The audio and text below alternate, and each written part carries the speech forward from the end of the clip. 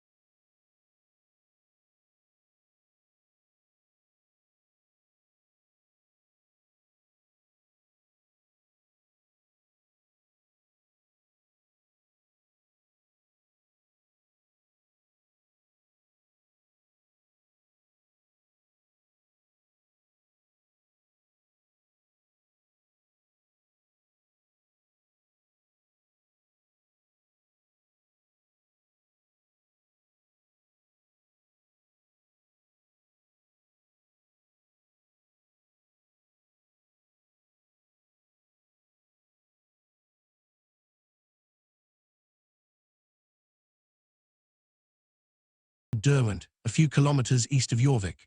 Harald Hardrada and Tostig Godwinson are there that morning with a significant portion of their army, but not all of it.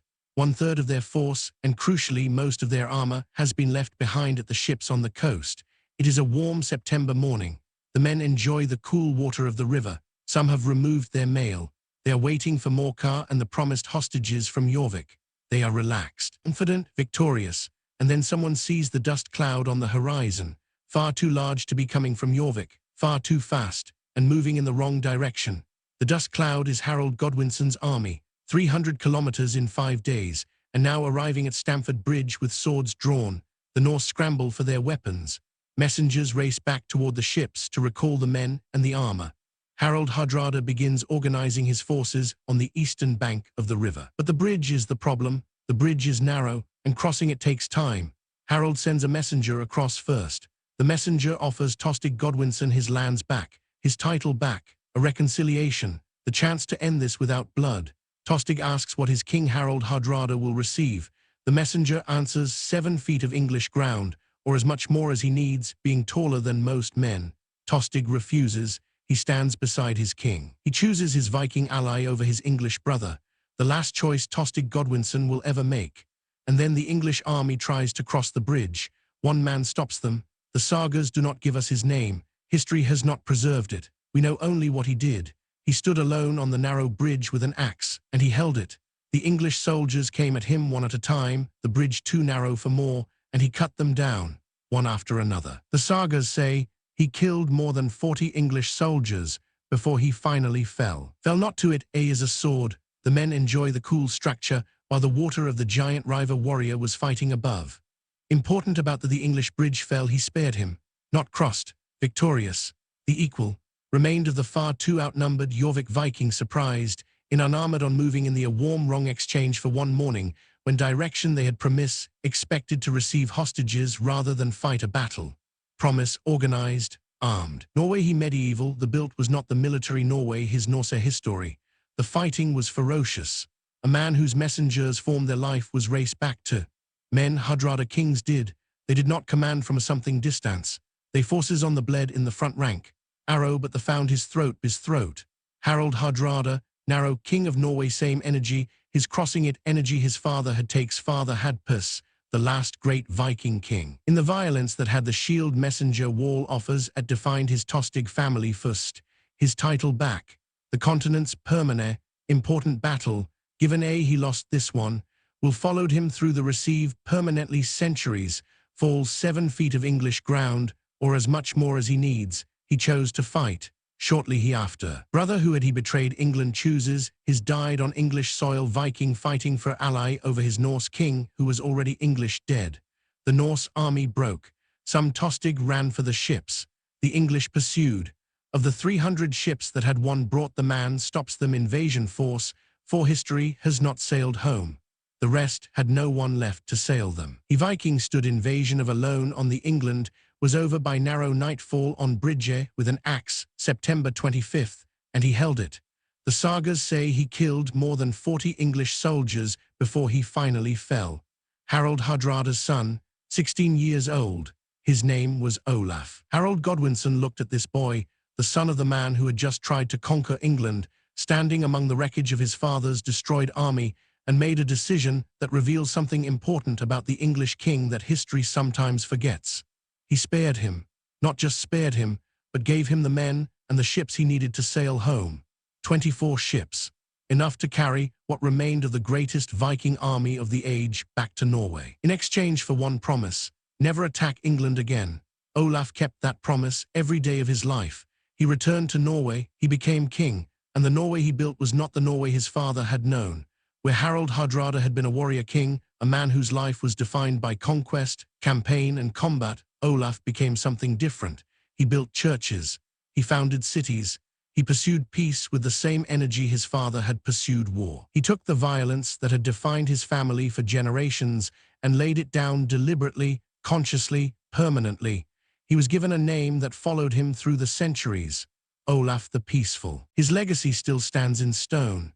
The Nidaros Cathedral in the city of Trondheim, Norway, one of the great medieval cathedrals of Northern Europe, was founded during his reign.